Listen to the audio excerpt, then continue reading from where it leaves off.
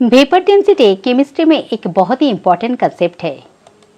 Density के बारे में हम लोग जानते हैं, वो होते हैं मास पर यूनिट वॉल्यूम, जो मास को वॉल्यूम से डिवाइड करने से मिलते हैं और ये फिजिकल क्वांटिटी kg/m³ में एक्सप्रेस होते हैं। But when density of certain volume of any gas को density of the same volume of hydrogen gas से कंपेयर किया जाता है, तब उसे कहा जाता है vapour density. In STP means at 273 Kelvin temperature and 180 m atmospheric pressure में जब density of certain volume of any gas को कंपेयर किया जाएगा density of the same volume of hydrogen gas से, तब उसे कहा जाएगा वेपर डेंसिटी। ये एक रेशियो है और रेशियो होने के लिए ये एक यूनिटलेस क्वांटिटी है। Now let's see the importance of vapor density. The first importance is safe handling of gaseous substances. The second importance is the contained storage of the gaseous substances. And the third importance is vapor density ensures personal safety. And in certain circumstances, with the help of vapor density, we obtain chemical formula. Vapor density only gaseous substances से ही related होते हैं। So let's see how far vapor density is related to the ideal gas equation, that is PV equals to nRT. Ideal gas equation PV equals to nRT में P, R and T all are constant. V is volume and N is number of moles. N को लिखा जा सकता है weight of given gas divided by its molar mass multiplied by RT. और in short इसको लिखा जा सकता है W/m मल्टीप्लाइड बाई RT। अब V एंड M को रिप्लेस करके इक्वेशन बनते हैं W/V multiplied by RT। W/V और वेट डिवाइडेड बाई वॉल्यूम होते हैं डेंसिटी और रो, तो रो का वैल्यू होते हैं Pm/RT। वेपर डेंसिटी का ये फॉर्मूला कैलकुलेट करते हैं how much of a certain volume of gas is either heavier or lighter than the same volume of hydrogen gas. तो रो का वैल्यू होते हैं Pm/RT। रो को उसके वैल्यू से रिप्लेस करते हैं और इक्वेशन बनते हैं Pm/RT of certain volume of any gas divided by Pm/RT of the same volume of hydrogen gas. तो P and RT all are constant and they get cancelled. So equation में रह जाते हैं m of certain volume of any gas divided by the m of same volume of hydrogen gas, और m होते हैं 1 gram molecular weight और the molar mass. So the molar mass of hydrogen is 2. इस equation को हम लोग और एक वे में भी इवेल्युएट कर सकते हैं। Let's say that vapour density का ये जो फॉर्मूला है, इसको फर्दर इवेल्युएट करने से हम लोगों को ये मिलता है molecular weight of any gas divided by its volume and the whole is divided by the molecular weight of hydrogen divided by the volume of hydrogen. और हम लोगों को ये पता है कि एसटीपी में किसी भी गैस का 1 ग्राम मॉलिक्यूल का वॉल्यूम होते हैं 22.4 लीटर। तो वॉल्यूम कैंसिल होने से ये फॉर्मूला बनता है molecular weight of any gas divided by the molecular weight of hydrogen. तो अगर किसी गैस का हम लोगों को वेपर डेंसिटी पता है तो उसके साथ molecular weight of hydrogen that is 2, तो 2 से मल्टीप्लाई करने से हम लोगों को मिलेगा the molecular weight of that gas, जो कैपिटल M से डिनोट होता है। तो किसी भी गैस का वेपर डेंसिटी कैलकुलेट करने के लिए उस गैस का जो मॉलिक्यूलर वेट है उसे डिवाइड करना है 2 से। फॉर एग्जांपल ऑक्सीजन का मॉलिक्यूलर वेट है 32 और by dividing it by 2 we get the vapour density of oxygen that is 16। Same way chlorine का वेपर डेंसिटी है 35.5 एंड नाइट्रोजन का वेपर डेंसिटी है 14। Vapour density scale. एसटीपी में hydrogen का density है vapour density scale. At 273 kelvin temperature and 180 m atmospheric pressure में 1 gram molecule और 1 mole of hydrogen का मास है 2 एंड मास को वॉल्यूम 22.4 लीटर से डिवाइड करने से हम लोगों को मिलेगा the density of hydrogen. Then the weight of 1 litre of hydrogen is 0.089। This is the vapour density scale. किसी भी गैस का 1 लीटर का वेट कैलकुलेट करने के लिए उस गैस का वेपर डेंसिटी को मल्टीप्लाई करना है डेंसिटी स्केल से।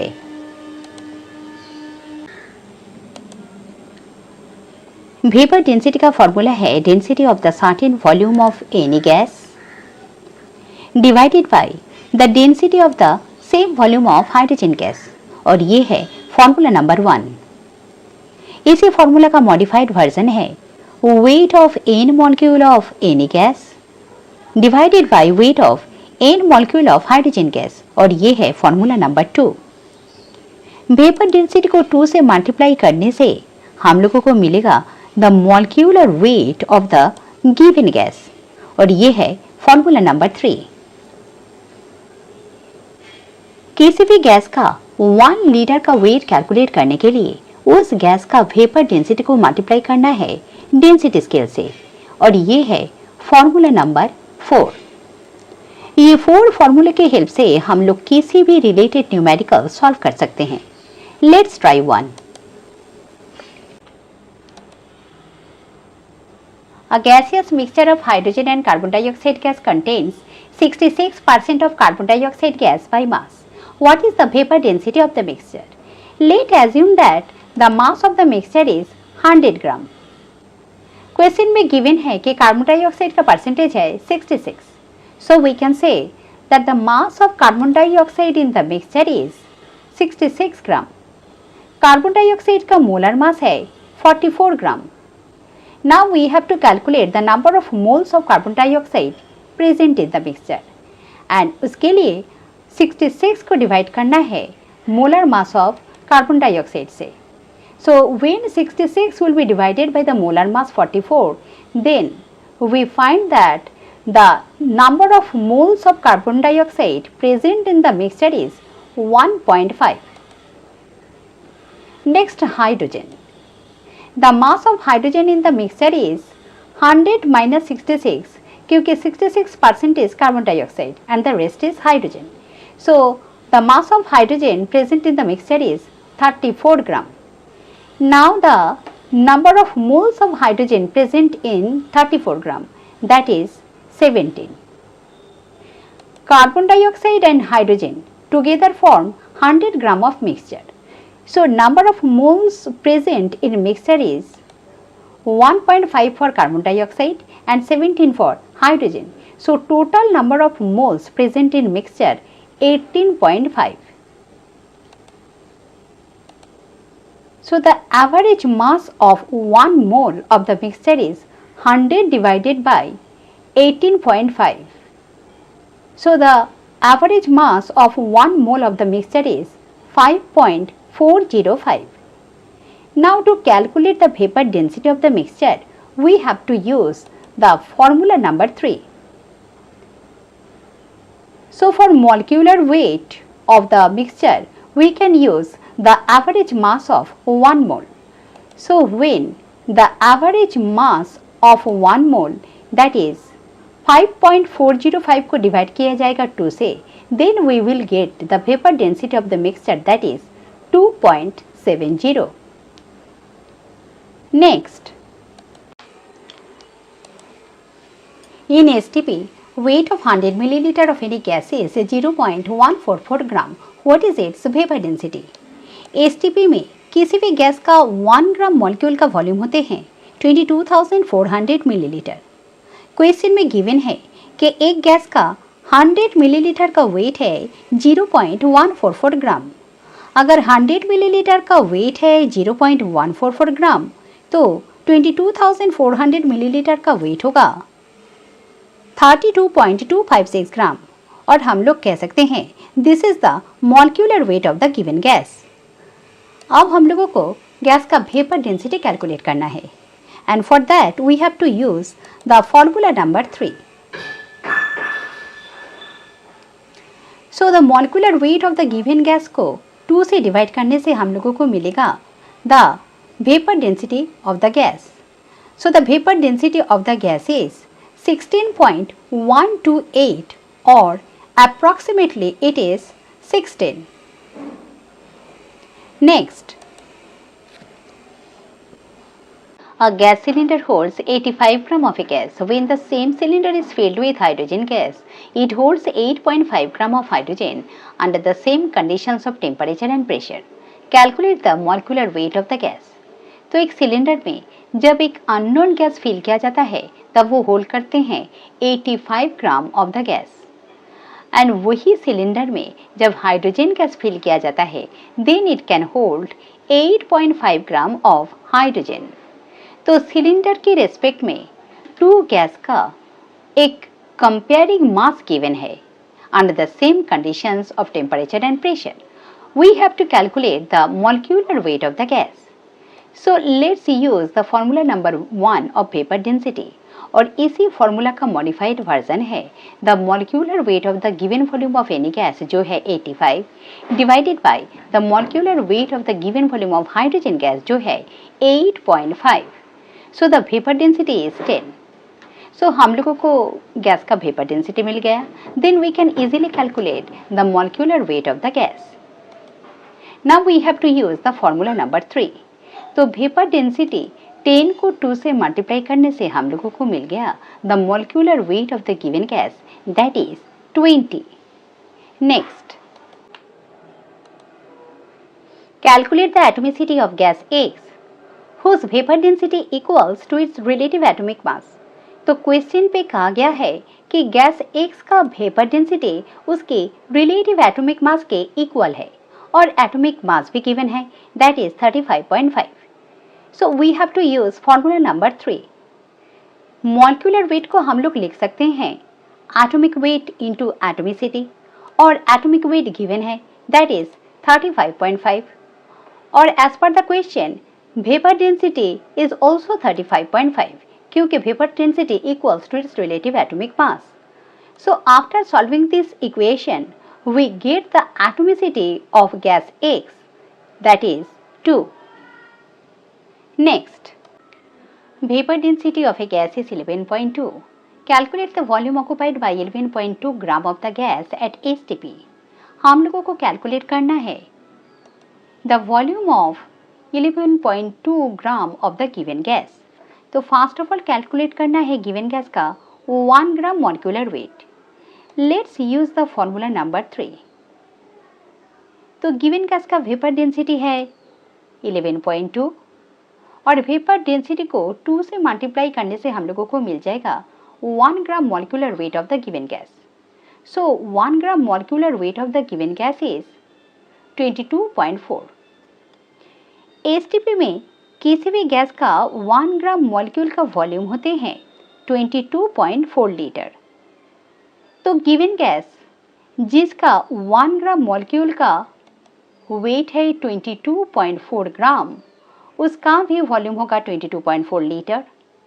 Then the volume of 11.2 gram of the same gas will be 11.2 liter.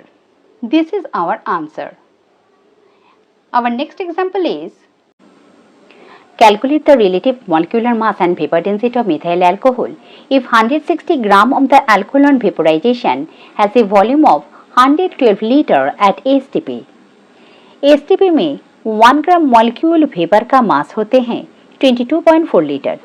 Question में दिया हुआ है कि 112 लीटर वेपर का मास है 160 gram. First of all calculate करना है 22.4 लीटर वेपर का mass. As 112 litre of the volume of the vapour का मास है 160 gram, then 22.4 litre volume of the vapour का मास है 32। So 32 is the 1 gram molecular weight of the vapor of the alcohol. Now we have to use formula number 3। So molecular weight को divide करना है 2 से, then we can obtain the vapor density of the alcohol. So on dividing the molecular mass 32 by 2, the vapor density of the alcohol comes 16. Next, this is our last example. A compound of empirical formula CH2O has a vapor density 30. Write down its molecular formula. तो question में given है कि compound का empirical formula है CH2O and its vapor density is 30. So, with the help of vapor density, we can easily calculate the molecular weight of the compound. So, on multiplying 30 by 2, the molecular weight of the compound comes 60. We know that empirical formula का एक multiple होते हैं molecular formula. Here, n is that multiple and empirical formula mass का n times होते हैं molecular formula mass. So, empirical formula mass है 30 और उसका n times है molecular mass that is 60. So, the value of n is 2. Now, we can write down the molecular formula of the compound and it is n times of the empirical formula. So, the molecular formula is 2 times of the empirical formula or it is C2H4O2. This is our answer. I hope the concept of vapor density is clear to you. If still there is any doubt, please comment. Thank you.